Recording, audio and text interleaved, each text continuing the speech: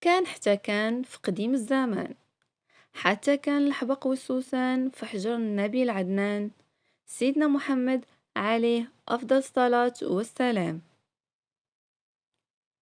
كان عمي بوشتا الحطاب تعيش في نوالة مع مراته وجوج بنياتو، هاني فرحان وحامد الله على الصحيحة والرزيق. تيحطب من الغابة ويبيع العواد ويشري بثمنهم القوت والزاد. واحد النهار مبقاش لقى العواد ديال الحطاب، وهو دخل وسط الغابة وبفاسو بدا تيضرب، تيجمع في العواد وهو يوقف عليه واحد العفريت طويل وغليظ. ولكن عمي بوشتا ما خاف ما ترعد. قال ليه العفريت: اسيدي راك صدعتيني ومن عاسي فيقتيني. جاوبو قال ليه: واش كتنعس بنهار؟ قال ليه العفريت: انا تنعس عام وتنفيق عام، ودابا سير في حالك. رد عليه عمي بوشتا وقال ليه: انا حطاب وولادي تيتسناو مني الرزق، باش يعيشوا انا رزقي راه هنا لقيتو.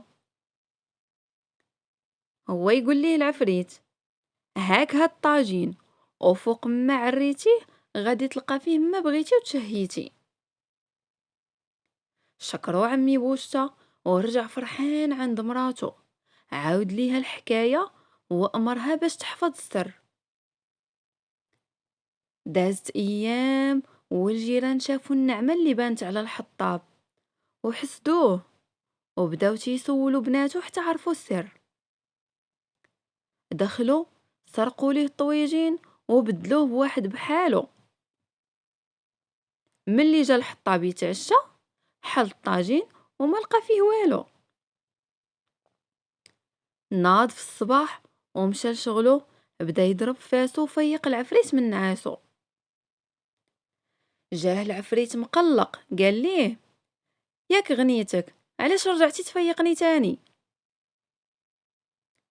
قال ليه الحطاب: الطاجين اللي عطيتيني ما بقى فيه والو وخرجت نخدم على ولادي.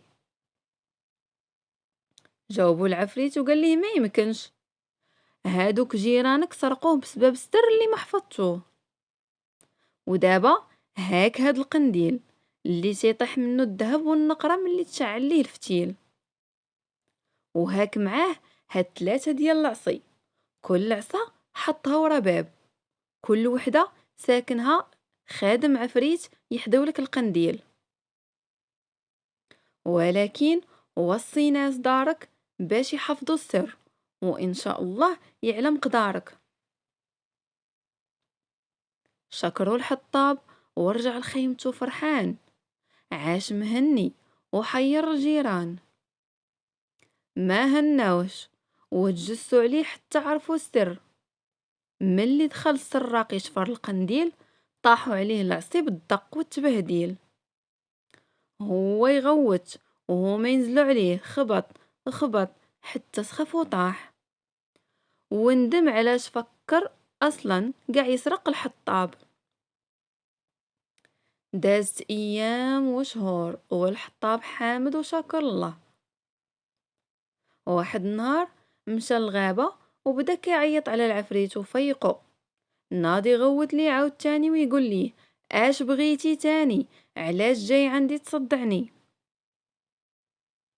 ايوا بداه عمي بوشتا بالسلام وقال ليه: جيت عندك باش نشكرك ونطلبك تقبل بنتي غنو، واللي هي اكبر بناتي واجمل وحده زوجة لك. هادشي عرفانا مني على الخير فاش غرقتيني. ضحك العفريت وقال ليه: انا راني مالك الجن، وعندي من الزوجات والمحظيات الالوف من الجن والانس، ولكن ما غاديش نرفض هديتك، وبنتك غادي نزوجها لولدي غنوش وما نلقاش لي حسن، حيت انا احترمت فيك التفاني والجد وحب العمل والرضا بالقليل. ايوا فرح الحطاب وقال ليه العفريت: خاصك تعرف باللي احنا الجن عندنا تقاليد ما كنغيروهاش وما كنبدلوهاش. ايوا دابا سير عند غنو وقول ليها تغسل لبنتها وتلبسها وتحني ليها وتزينها وتدخلها في بيت بوحدها،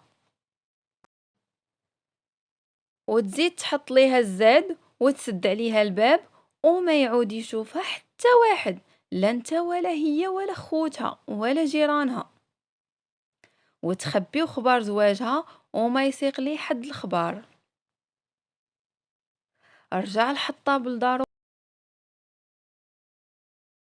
فرحان، وفرحات معاه غنو وسعدات ومشطات وتقادات.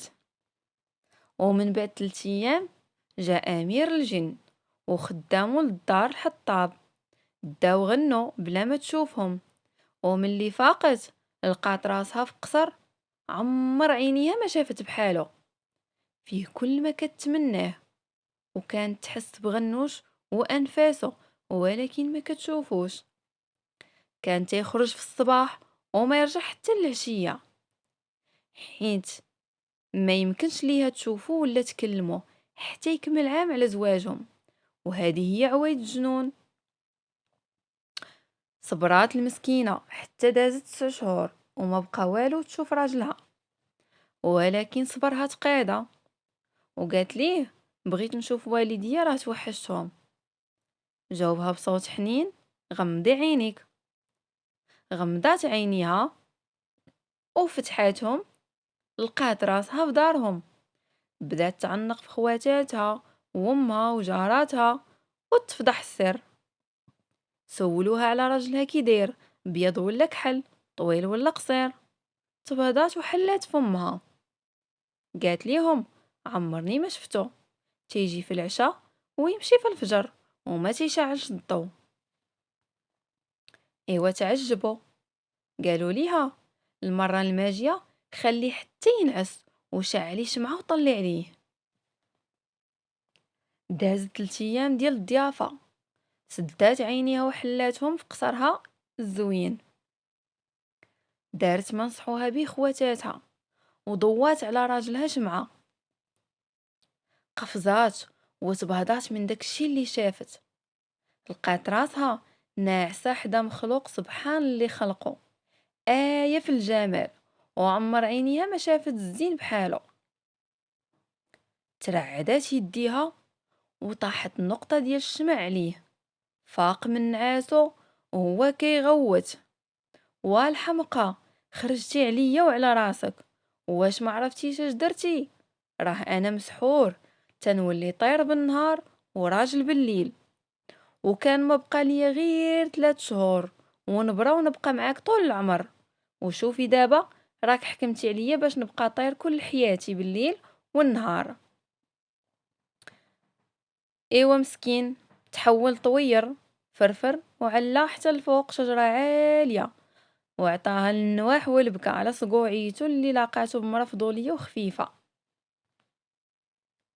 اما غنو الصقعة فخرجات من قصر غنوش تبكي وتندب، تتندب في حناكها وتضرب على جنابها وتقول يا تعوس ليا ملي كنت فيها اميرة وما حمدتش الله على الخميرة، وهانا راجعة للقهرة في الدويرة.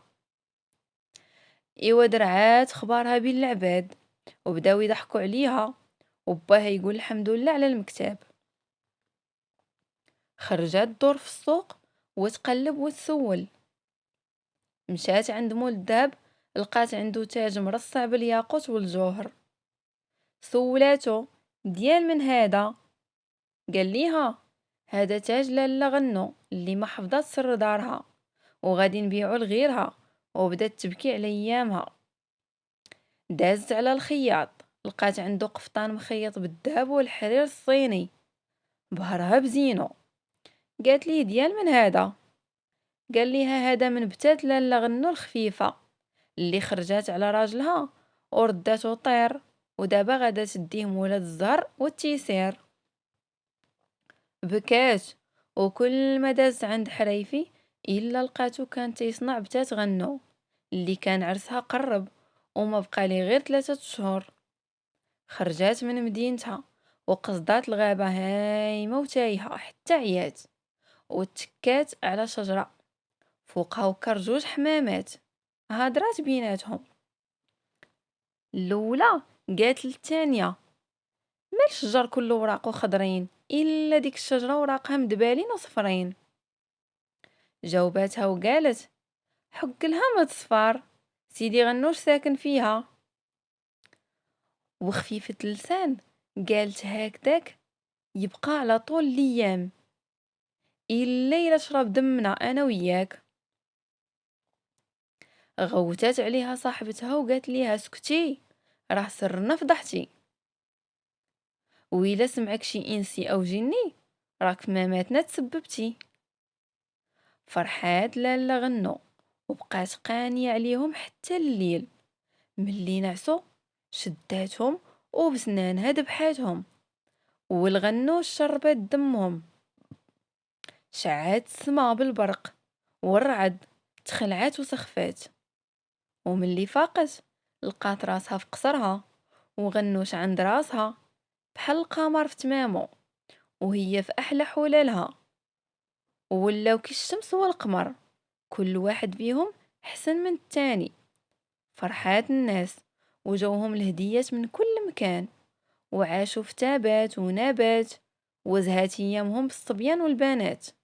ومشات خبيرتي من الواد لواد حتى تلاقات مع الناس الجواد.